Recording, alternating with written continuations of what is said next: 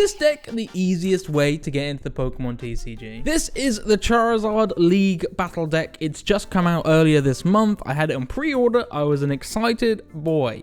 Why, you ask? This thing is great value. If you're not looped up with the Pokemon meta, Charizard EX is one of the strongest decks out there at the moment, and it has been for the last year or so with introductions from Stellar Crown like Briar. It's only getting stronger. With decks like Regidrago looking to phase out early next year, we may see it back on top again. I thought we'd open this deck up, have a little look what's inside. But what I've been wondering is how easily can we turn this into a high quality meta deck? We've obviously got the Charizards here, Pidgeot EX, which is useful. But the thing that really caught my attention was the inclusion of Prime Catcher. Now this card goes, at least it did before this set came out, for around £25, 20 to £25. That's a lot for quite an essential card. And it really boosted the price of decks in general. Now Charizard doesn't actually play Prime Catcher at the moment, so it is a strange inclusion, but anything that makes the game more accessible for people I think is only a win. So I think it's great that we're seeing more prints. We've also got it in prize packs, so in general that card is easier to get hold of, and it is a staple in such a lot of decent quality decks, including our favorite Raging Bolt Boy. Let's see what's inside. So at the box, it's got a list of everything that's inside. It's not as exciting as us flipping through it, so we'll do that. But overall, it presented about as much as it's presented about as well as you'd expect. I think I've got it for around 26 Great British Punds, which is of course the metric that we base everything, because we're based in the Great British Isles. So these are the promos, if you will. These are just regular prints, none of which are redesigned promos of any kind. So this is the Pidgeot EX from Obsidian Flames, the Prime Catcher from Temporal Forces. Very excited. Again, I had to buy this one when I competed in EOIC last year, and I didn't feel good about it. Another Pidgeot there. And then we've got 3 Charizards ready to fight and brawl. Charizard's a great card thanks to its move Infernal Rain. So when you play this card from your hand to evolve one of your Pokemon, you search your deck for up to 3 basic energy cards and attach them to your Pokemon any way you like, and then shuffle your deck. What that means, because Charizard's Burning Darkness attacks chilling at 2 energies, he's immediately set up and ready to go. He's got the energies he needs to hit 180 out the gate. And as the game gets on a little bit later, we can start to pull more damage because it does 30 more for each prize card your opponent has taken. We've got a little guide on how to play Charizard, I think anyway. So it's telling you all about the deck and how you play it. Upgrade, this is interesting. What can we upgrade with? Okay, so they think you should add a 4th Charizard. They think you could add a Defiance Band. I'm not sure about the 4th Charizard, but the Defiance Band is a good idea. Interesting, they only give you 2 options. You got your Poison and Fire tokens. You got some super nice dice. Hot diggity dog, look at these. Now this is Obsidian Flames at its finest. Jet Black dice. Jet Black like game dice, and then orange damage tokens. They look really nice. I'm not too excited about dice anymore. I have a decent amount of dice, but something like that could you know, turn the tide, could do something with the thingamajig. What is this? This is, I think this is a dice box, although it opens. That's quite a clunky way of opening it. It's like a little present. Have a little present. Is that really how it opens? I feel like we had this from the Gardevoir deck. I don't remember it opening so strangely. I mean, it's a nice little box though. You can put your dice in there. And then we have the deck box here. So this has the rest of the cards in. Let's see what's actually inside this. I'm gonna go ahead and chuck the big boys at the front again, just so we can go through the whole deck. And if you didn't want to watch me blabble so much, then you can skip through. Let's see. So we got Charizard, 3 Charizards. There's a Pidgeot Prime Catcher, so 2 Pidgeots, and a Prime Catcher. Let's see, we've then got, I don't know if they've organized this again, Charmander, Rare Candy, Iono, Ultra Ball. I think they just scattered them all over again. Kind of tempted to organize this a wee bit. An upside down Iono! It's kind of messed up. I mean, we don't need to organize it. We can just flick through. Artazon, Boss's Orders, Moltres, Charmeleon.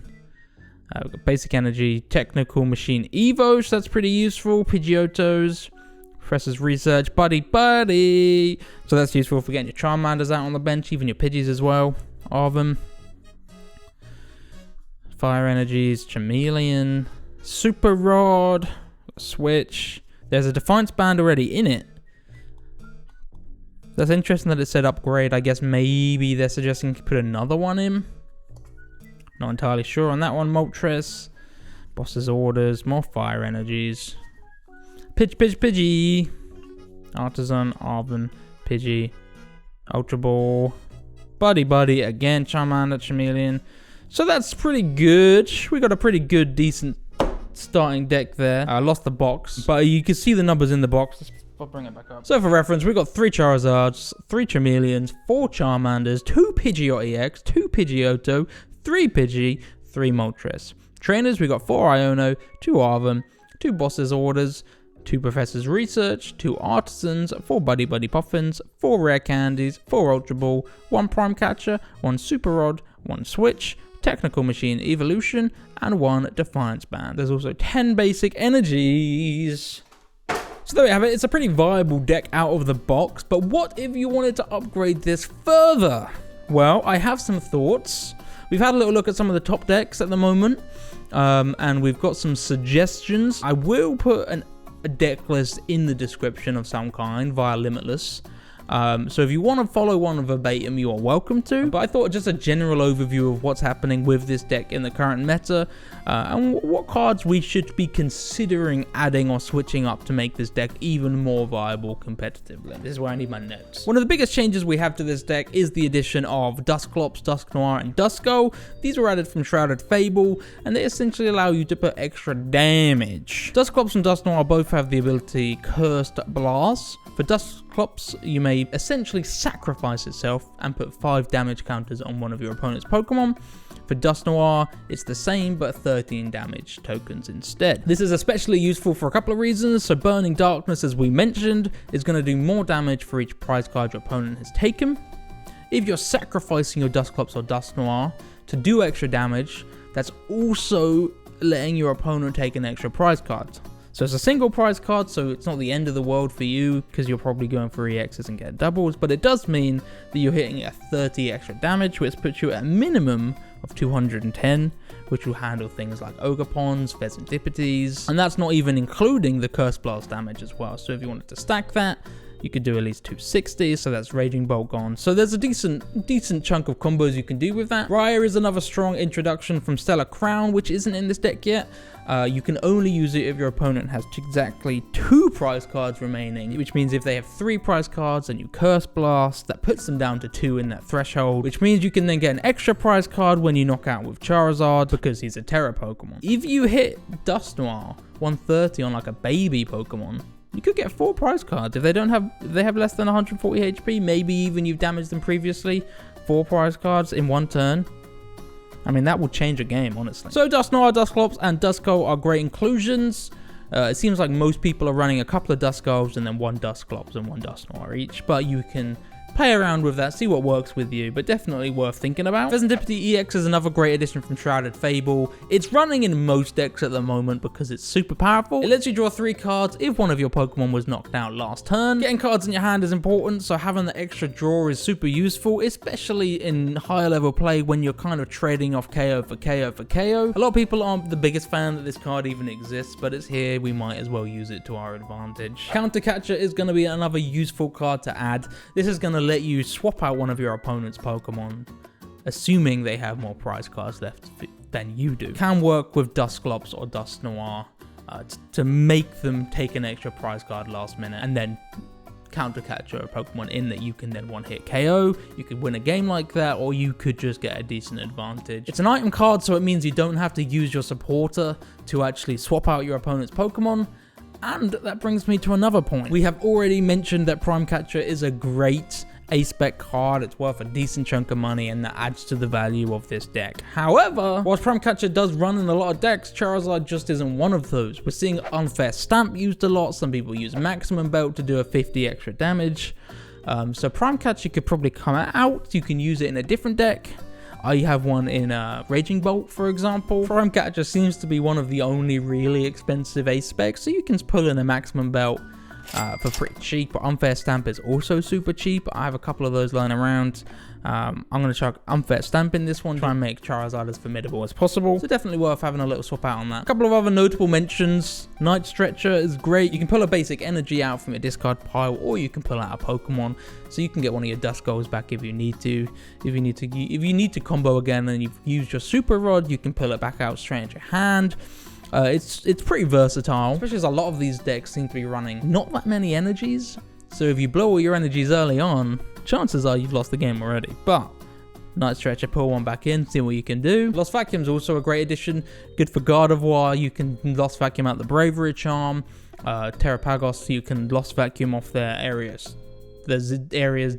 You can Lost Vacuum off their area 0, meaning that they're going to have to discard some of their Pokemon. Useful to have just in case. Another useful couple of cards that a lot of these Charizard decks are running are Rotom V for the Quick Draw ability, which lets you...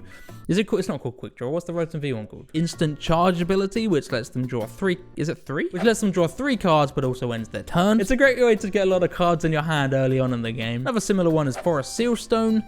Some people combo this with Luminium V, or you can run it off your Rotom. The V-Star ability lets you get any card you want from your deck, which is great if you need that Charizard now, or a rare candy to get it to go, or you want your Pidgeot. A super useful one to get the card in your hand immediately. Same with Luminium V. Once you put that from your hand onto the bench, you can pull any card you want. Is that right?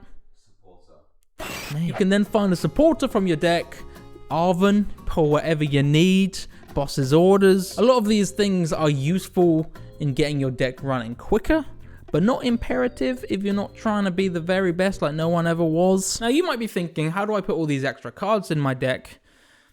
I'm going to tell you. A lot of players will remove the Pidgeottos, for example, the Charmeleons, or the very least most Charmeleons, and then rely on rare candies to evolve their Pokemon straight to a stage 2. It's quicker, it's easier, and it saves space for some extra cards. They're also running 10 energies in this deck. We're seeing people using 5 at the moment, 6 maybe, so you can get rid of a couple of cards like that. That's my overview. I think this is a great deck for people that want to play the game. I think it's a great deck for people like me that want to look at playing a new deck, but also want some decent extra cards just to have so I can build other decks like this Prime Catcher. Honestly, this whole deck was cheaper than the Prime Catcher I bought outright. That's good value. Thanks for watching. If you enjoyed this video, please press like and also subscribe.